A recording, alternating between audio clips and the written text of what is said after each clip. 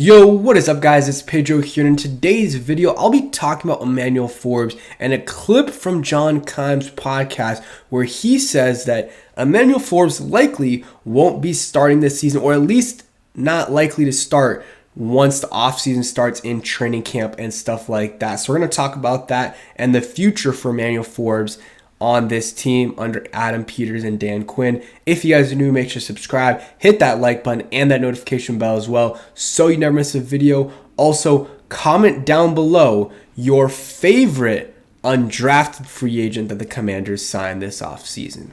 All right, so let's get started. So this came out a few days ago, but I've been a little bit sick and made another video, I think, on that day. So forgive me for it being a little bit late, but I just want to talk about this, and it's more of a discussion and not really news. And it's about Emmanuel Forbes and just a discussion about him in his second year here under a new regime. And yes, he was a first-round pick going into last season, but the regime that drafted him, Ron Rivera, Marty Herney, I guess Marty Herney's still here, but and Martin Mayhew and Eric Stokes, some of those guys are still there, but we know that they have not nearly the power that they had before and that Ron Rivera had, and Adam Peters is the one calling the shots right now. So, Forbes, yeah, he was a first-round pick, and he still is somewhat of a valuable asset, and they still are invested in him. They're still having to pay him a decent amount of his rookie contract, but they're not binded to him as much as the other regime was. So them cutting him this offseason, which again, I'm not saying they will, or let's say after this season if he has a bad year, it doesn't make them look bad. It makes the previous regime look bad. If he ends up being good, it ends up making both sides look good because they were able to develop him, and I guess the other regime was able to find some good talent, but it's still, they don't have a lot put into him. So if they don't want to start him, or if they want to cut him after this year or the next year, they can, versus Rivera probably would never have done that. And you remember the past, and rest in peace Dwayne Haskins, but he was a first round pick the year before Rivera got here, and Haskins started for it was the Washington football team at that time for the first few games of the season. It didn't work out, and then midway through the season, Rivera ends up releasing him because he was not his pick. So that does matter. It really does matter. So if Forbes doesn't have a great season this year, if he has another really bad season, I could see him, the Commanders moving on from him. Maybe not cutting him, but maybe they trade him for a 6th, 7th round pick. I'll go ahead and play you guys the clip right here from the John Keim podcast here. Nikki Jabala was talking from the Washington Post, and they just basically had a discussion, and Keim basically said, I guess I'll just play it for you guys. Emmanuel Forbes I don't know what to make it. I think he'll make the roster, obviously, yeah. But does he stay all 4 years if he doesn't really show out this year? No, I don't think so. Does he immediately start this year? Does he start? He does not immediately start. There's no way they could do that. Just because after this year he had, I don't know how you could do that. You've got to see more from him. All right, so there we go, and hopefully I was able to figure out the audio there because someone's mowing the lawn really loud near my house, so hopefully you guys didn't hear that. If you did, I am sorry about that. Basically, what he and Nikki Jabala said, he's probably not going to get cut, but by no means is he a lock to start this next season. And I saw some reports he was working with the second team in OTAs. Not 100% sure about that. I saw Ed talk about that. Again, I didn't see that, but I haven't been keeping up super well with OTAs, so that definitely could be the case. You see here, he was talking to the media, still looked really skinny, and that's, it's going to be hard for him to be big, but he still looks really skinny. It doesn't look like he put on any weight at all. And again, we're not asking him to put on 20 pounds, but if he could put on even 3, 4, 5 pounds going into the next season, it would be huge, because that was an issue this past season. Some people didn't think it was going to be an issue, but it was an issue. Forbes did struggle in his rookie year, and that wasn't all on him. It wasn't all on him. The coaching staff wasn't great. Lost Chris Harris, and I think Chris Harris would have been able to help Forbes develop much better than the DB coaches, I think, Brett Visselmeyer, whoever it was last year, did. But still, some of it is on Forbes, and last year he played 14 games, had 1 interception, started 6 games, had a fumble recovery. You see the stats right there. And you look at, some of the other stats there as well. Missed tackling percentage is kind of high. Pass rating was 100. That's not it's not terrible, but it's not great. The completed percentage is about 61%, which isn't too high. These stats, though, are pretty subjective.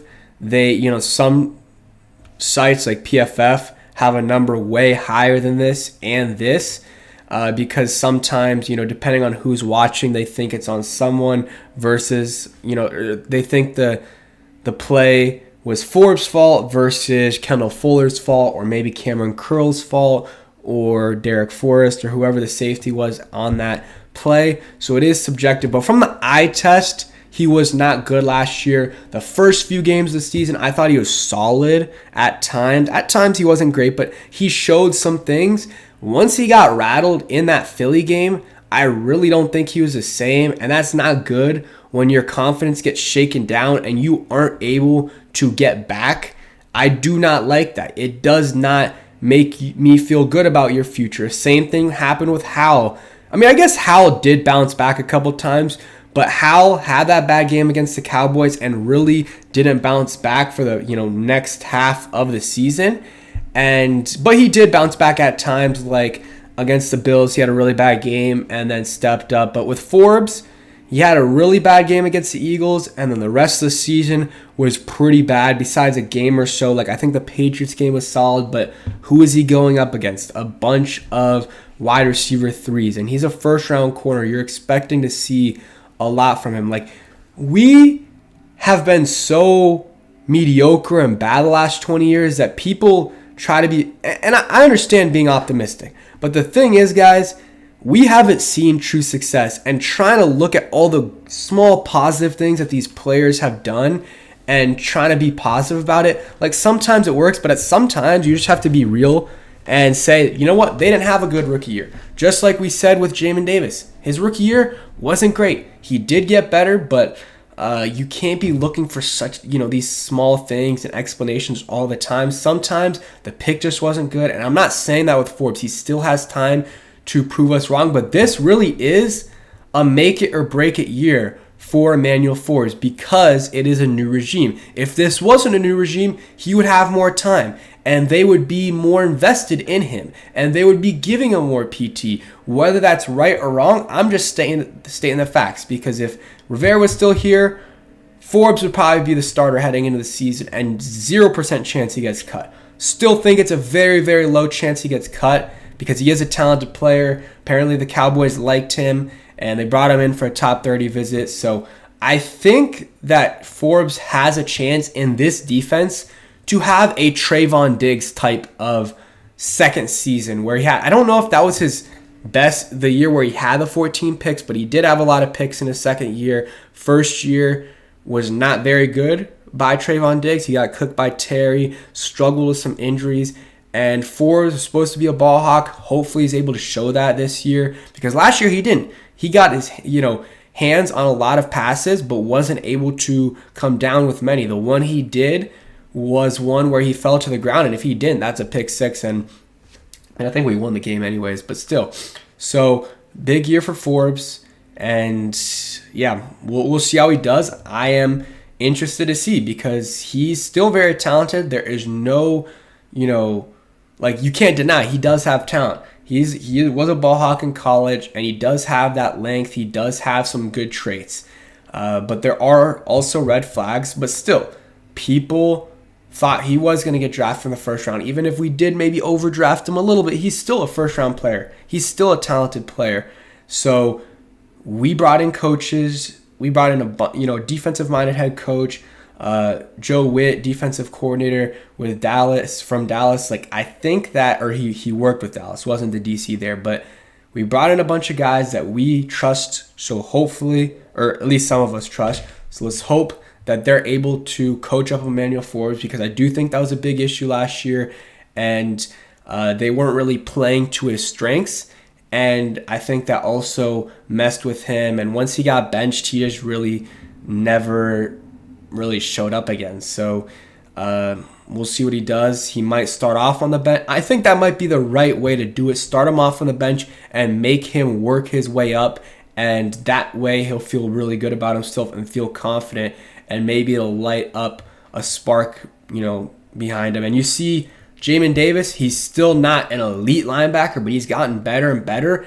And at least with him, it kind of worked when Del Rio and Rivera were talking a little bit bad about him. They did that, and he started to play a little bit better, and he's turned into a solid player. Hopefully this year, with Frankie Louvu and Bobby Wagner, he gets even better. So maybe they decide to do that with Forbes, where they start him off on the bench, and then he works his way up to being a starter. Maybe that makes him feel a certain type of way. I don't know. I guess Rivera and them tried it last year, and maybe it didn't work, but maybe with a new coaching staff, it'll work. I don't know. Can't give up on him yet. Still a talented player. Still a very young guy. He's a good guy, but this is the year to do it. It's a new regime, and they'll give you a year, but after that, if you don't show them something, maybe they'll keep you around as like a bench guy, but they're not going to have you in their plans. They're not going to have you in their plans if you don't have a big year. And that doesn't just go for Forbes. That goes for Jahan Dotson as well. He's not going to get cut, but if he doesn't have a big year, they're going to see him as a wide receiver 3 or worse. If he has a good year, then they'll be like, you know what, this guy can be our wide receiver 2, maybe even a low tier 1. But he has to have a big year. But thank you guys for watching. Hope you guys enjoyed. If you did watch until the end, I want you guys to comment down below. We'll go Chris Thompson, an OG Redskins legend. I like doing this, and we'll think of another player to do next time. So thanks for watching, and peace.